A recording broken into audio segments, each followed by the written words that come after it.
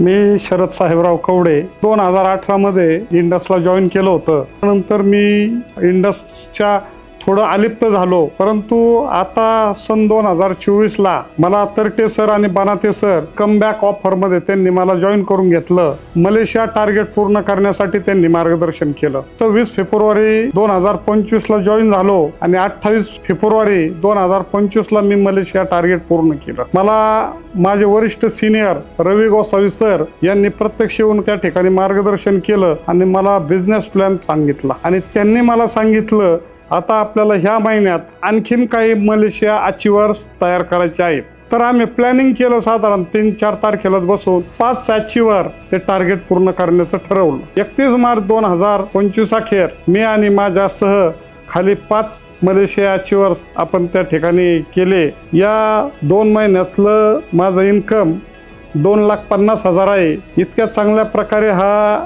Income source या ठिकाणी उपलब्ध झालेला आहे आणि इथून पुढचा प्लॅन एक मनामध्ये ठरवून घेतला की आता पूर्ण इंडस बरोबरच काम करायचं। 26 फेब्रुवारी 2026 पर्यंत टार्गेट, 14 मार्चला 1000 सेलचं टार्गेट होतं, परंतु आग्रा कॉन्फरन्स केल्यानंतर ते टार्गेट 1,500 सेलचं घेतलेलं आहे आणि ते मी 100% टार्गेट पूर्ण करणार आहे।